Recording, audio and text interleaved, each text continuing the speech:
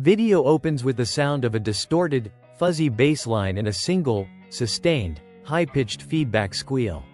Visuals are a rapid, scratchy montage of mundane city life. A clock ticking, a traffic light changing, a person staring blankly at a laptop screen. Each image is overlaid with faint, anatomical sketches of decaying muscles and bone. Phase 1. The hook, you feel it, don't you? That low hum of dread in the quiet moments. The one that whispers while you're staring at the ceiling at 3 a.m. It's the anxiety of the unanswered question. Am I doing this right? We all carry it. This nagging suspicion that we're wasting our one shot at this. We live our lives like we're immortal, like we have an infinite number of rewrites and second chances. We hoard our potential, keeping it safe and untouched, terrified to spend it on the wrong thing. We call this the curse of immortality. It's the psychological trap that convinces you that having more time is the same as having a better life. It's a lie. A comfortable, paralyzing lie that turns your existence into a waiting room for a train that never arrives. But what if the only way to truly live was to accept a death sentence? Stay with me. Because by the end of this transmission, you will understand the brutal philosophy of a man who traded his future for a purpose. And you will walk away with the tools to forge your own contract with life, ensuring that however long you have, it will goddamn matter. The philosophy of AKI Hayakawa. Choosing a short, meaningful life phase 2. The problem, let's be honest. The curse of immortality has its claws in you. You feel it when you're scrolling through 100 possible careers online. Each one a different ghost of a life you could lead. The life of the artist in a sun-drenched loft. The life of the scientist cracking the code of the universe. The life of the entrepreneur burning the midnight oil. You see them all, shimmering and perfect. And because you can't choose one, you choose none. You stay where you are. Safe. Numb. You close the laptop and the ghosts retreat, but you can still feel their cold breath on your neck. Have you ever felt that? That paralysis of infinite choice? It's not about a lack of options. It's about being drowned in them. Every potential, yes, feels like 1,000 no's to every other future you could have. A yes to this partner is a no to all the others. A yes to this city is a no to the rest of the world.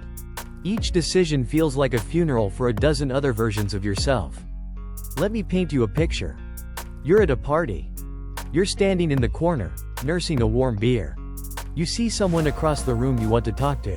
Your brain, infected with the curse of immortality, goes into overdrive. Not now, it says.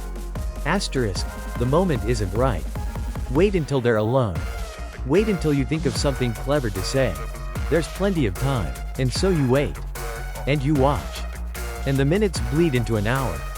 And then they're putting on their coat. They're walking out the door. And you're left standing there with your warm beer and the bitter taste of inaction. The ghost of a conversation that never happened joins the crowd of other ghosts already following you.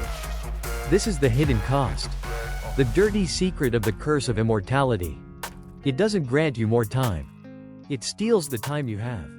It convinces you to trade the raw, messy, unpredictable present for a clean, perfect, imaginary future. It turns your life from a story being written into a dusty, unopened book.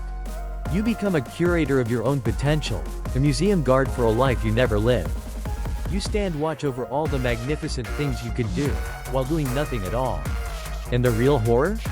One day, you'll wake up, and you'll find that time was never your friend. It was a silent predator, and it has eaten you alive, one hesitant moment at a time. Visuals of a person aging rapidly in front of a mirror. Their skin wrinkles, their hair grays, but their eyes remain wide with the same youthful uncertainty. The image is glitchy and distorted. Phase 3. The solution. So how do you break the curse? You don't fight it. You don't ignore it. You make a deal with it. Enter AKI Hayakawa. For those of you outside the loop, AKI is a devil hunter from the manga Chainsaw Man. He is told, point blank, that he only has a few years left to live. This isn't a tragedy. It's his liberation. This is the core of his philosophy, what we will call the Hayakawa contract. The Hayakawa contract is the conscious, deliberate act of trading the illusion of infinite time for a finite, purpose-driven existence. It is the realization that a ticking clock isn't a threat, it's a tool. A focusing lens that burns away everything that doesn't matter, leaving only the raw, undeniable core of what you are meant to do. Let's break this contract down into its core principles. First, the principle of finite resources. You act like your time, your energy, your capacity to give a damn, is a bottomless well. It's not. It's a puddle in the desert. Every single day, you choose where to spend it. But, yes, to mindlessly scrolling your phone is a no to reading a book that could change your life. But, yes, to a dead-end job is a no to building something of your own. But, yes, to a toxic relationship is a no to finding one that makes you feel alive. AKI's lifespan is literally, visibly draining away. The cursed devil he contracts with is a tangible countdown timer. For us, the countdown is silent. The Hayakawa contract demands that we make it loud. You must treat your time like the lifeblood it is, because every drop you waste is a drop you never get back. Second, the principle of purpose over potential. Potential is a ghost. It's a seductive, shimmering mirage of the person you could be if everything went perfectly. Purpose is the solid ground beneath your feet. It's the action you take right now, with your flawed body and your messy life. Aki had the potential for a long, quiet, normal life. A life of mornings with coffee, evenings with friends, growing old. He torches that potential. He burns it all to the ground for one, single, all-consuming purpose, to avenge his family by killing the gun devil. He chooses a bloody, painful, guaranteed to be short reality over a comfortable, hypothetical future. He understands that a life spent chasing one great purpose, even if it ends in failure and misery, is infinitely more valuable than a long life spent doing nothing of consequence. You had to be willing to kill the ghost of who you could be to become the person you are. And third, the principle of the easy death. Throughout the story, Aki says he wants an easy death. On the surface, it sounds weak. No what-ifs, no unfinished business. The real fear isn't death itself. The real fear is arriving at the finish line and realizing you never truly ran the race. An easy death is the ultimate reward for a hard life. It's the quiet satisfaction of knowing you showed up, you did the work, you fought the fight that was yours to fight. You didn't leave anything on the table. When your contract is up, you can look the abyss in the eye and say, I'm done here. I'm good. Think of your life like this. The curse of immortality hands you a block of marble the size of a mountain and a tiny chisel. The task is so monumental, so impossible, that you spend your entire life just staring at the block, too terrified to make the first chip. You don't want to mess up the masterpiece. The Hayakawa contract walks up, shatters that mountain, and hands you a single, fist-sized stone. You have until sunset, it says. Carve something. Suddenly, the paralysis is gone. The obsession with perfection vanishes. You're not trying to create Michelangelo's David anymore. You're just trying to make something. You're something. And when the sun goes down, you will have a small, imperfect, flawed sculpture that is real. It exists. It is a testament to the fact that you were here. Meanwhile, the person cursed with immortality is still just staring at their mountain of untouched potential. A visceral animation plays, a mountain of white marble cracks and crumbles, revealing a small, intricately carved human hand clenching a cigarette. The hand is scarred and stained, but it's defiantly, undeniably real. Phase 4. The application alright. Enough philosophy. Let's make this practical. You want to break the curse? You need to forge your own Hayakawa contract. This isn't about cosplay or edgy posturing. It's about a fundamental shift in your operating system. It's a 4-step process. Get a pen. I'm not kidding. Step 1. Define your gun devil. Aki's life had a singular, gravitational center, the gun devil. It was the monster that took everything from him, and its destruction was the only thing that mattered. It was his reason. His why. Your gun devil isn't necessarily a person or a thing you want to destroy. Your gun devil is your non-negotiable, life-defining purpose. It's the one thing that, if you achieve it, would make all the struggle, all the sacrifice, all the pain, worthwhile. This is not, be happy, or, be successful. Those are vague, passive states. Your gun devil must be an active verb. To build a family. To create a masterpiece. This is your North Star. From this moment on, every major decision is filtered through this lens. Does this get me closer to my gun devil, or does it push me further away? Step 2. Conduct a contract audit.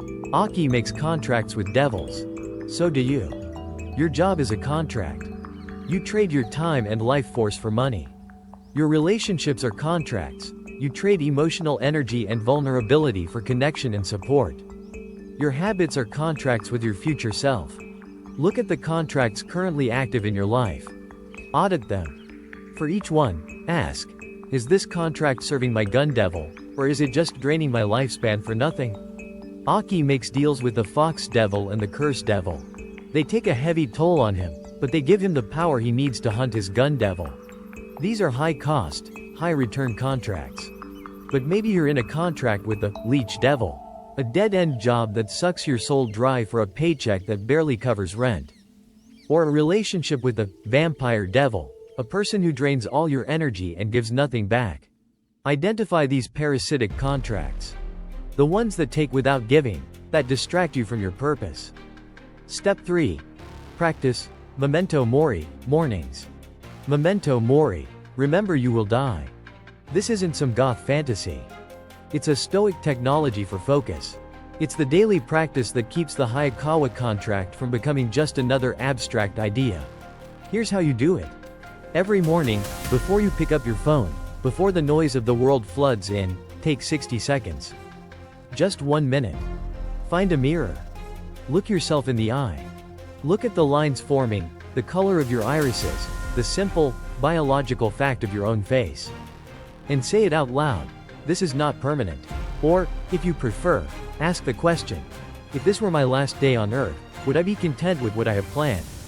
If the answer is, nope, too many days in a row, something needs to change. This daily ritual is your calibration. It's the equivalent of AKI waking up and knowing his lifespan just got a little shorter. It vaporizes trivial anxieties. The petty argument from yesterday? The fear of sending that email? It all becomes insignificant in the face of your own mortality. It forces your brain to triage what's truly important. It's a shot of adrenaline for the soul. Step 4. Choose your easy death. This is the final, and most crucial, step. It's about defining your victory conditions. You are going to write your own eulogy. Not the one someone else will read, full of platitudes and gentle lies. You're going to write the one that you need to be true. Take a piece of paper and write down the 3 to 5 things that must be true about your life for you to consider it complete. What do you need to have done, created, or become to be able to die at peace? Maybe it's, he was a good father. She finished her novel. He never backed down from a fight for what was right. She traveled the world and learned to be at home anywhere. Be specific. This isn't a bucket list of experiences. This is a list of character traits, of fulfilled duties, of a completed mission. This is your definition of an easy death. Now, hang that list somewhere you will see it every single day. On your bathroom mirror. On your desk. This is no longer a vague goal. It's a blueprint. You now have a clear destination. All that's left is to start walking. To start living the life that will make that eulogy a reality. Visuals shift to a rapid, instructional montage. A hand aggressively writing on a notepad. A person staring intently into a mirror. A red marker circling and crossing out items on a calendar. The pace is urgent and decisive. Phase 5. The proof. Does this actually work? Or is it just a dark, romanticized way to live? Look at the proof within the source material. Look at AKI's arc. In the beginning, he is stiff, rigid, defined purely by his trauma. Paradoxically, embracing his short future allows him to finally inhabit his present. He becomes more decisive. More willing to break the rules for what he believes in. He forges a genuine, if chaotic, family with the 2 feral creatures he's forced to live with, Denji and Power. He starts to find moments of grace in the middle of the carnage. The simple pleasure of a cigarette. The taste of his morning coffee. The quiet satisfaction of cooking a meal for his dysfunctional household. The ultimate proof is the snowball fight. The audio softens. A gentle, melancholic piano melody drifts in. Visually, we see a stylized, animated recreation of the snowball fight scene from Chainsaw Man. The colors are muted, except for the vibrant orange of Denji's jacket and the crimson of imaginary blood. In the vision of his death, Aki sees himself as a child, playing in the snow with his younger brother. In his final, tragic moments, this vision bleeds into reality. He engages in a snowball fight with Denji, a moment of pure, unadulterated, childlike joy. It's the happiest we ever see him. This moment is only possible because he has nothing left to lose. He has fully accepted his contract. He has abandoned all pretense, all fear, all hope for a different future.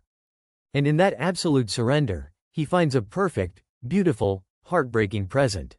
His death is horrific, but the final moments of his consciousness are peaceful. They are easy. He earned it. This isn't just fiction. This idea is a cornerstone of existentialist philosophy. Jean-Paul Sartre said we are condemned to be free. It's the terrifying realization that life has no inherent meaning. We are born into a void, and it is our burden, and our glory, to create meaning for ourselves. Aki Hayakawa is the perfect existentialist hero.